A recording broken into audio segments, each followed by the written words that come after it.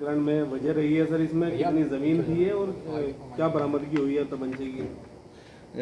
थाना गंगो के ग्राम जहरा में 4 तारीख को सूचना प्राप्त हुई कि एक जो है चाचा ने अपने भतीजे की गोली मारकर हत्या कर दी है और उसकी मौके पर ही मृत्यु हो गई है। इस संबंध में जब थाना गंगो की पुलिस तत्काल मौके पर पहुंचती है, क्षेत्राधिकारी और मेरे द्वारा भी घटनास्थल का निरीक्षण किया जाता है एवं फील्ड यूनिट द्वारा भी ज़रूरी साक्ष्य संकलन की कार्रवाई वहाँ की जाती है। उसके बाद शव को जब कब्जे में लेकर पोस्टमार्टम के लिए भिजवाया जाता है और वादी की तहरीर पर, जो कि मृतक के बड़े भाई हैं, उनकी तहरीर पर ही मुकदमा पंजीकृत किया जाता है।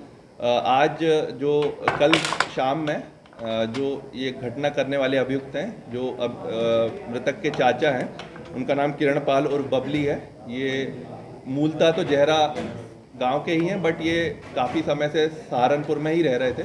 इन्हें कल गिरफ्तार किया गया है और आज इन्हें माननीय न्यायालय में पेश किया जा रहा है। इन्होंने बताया कि जो घटना का जो इनका मोटिव था कि दादालाई संपत्ति और मकान के बंटवारे को लेकर था। कुछ पिछले 1-2 हफ्ते से इनके बीच में विवाद चल रहा था चाचा और भतीजा में।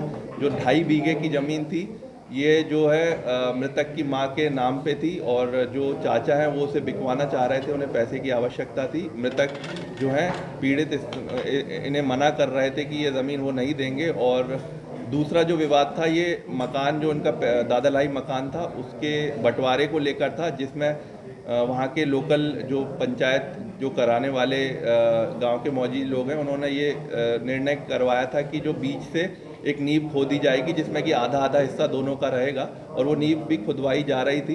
कल जब ये नींव खोद रहे थे तो जो मृतक वहाँ पर पहुँचे और दोनों के बीच इसी बात को लेकर बहसबाजी हुई और फिर उन्होंने ये घटना कारित की है।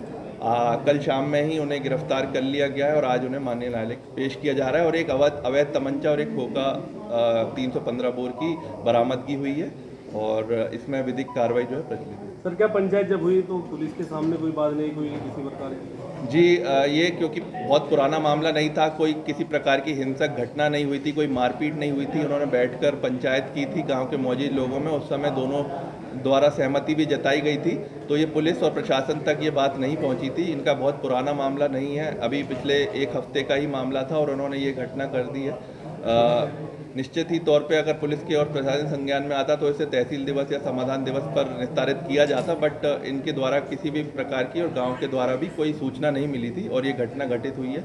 आगे भी इस तरह के कोई भी विवाद आते हैं तो हम लोग उसे भूमि विवाद रजिस्टर में चिन्हित करते हैं, बट ताकि इस तरह की हिंसक घटनाएं रोक सके।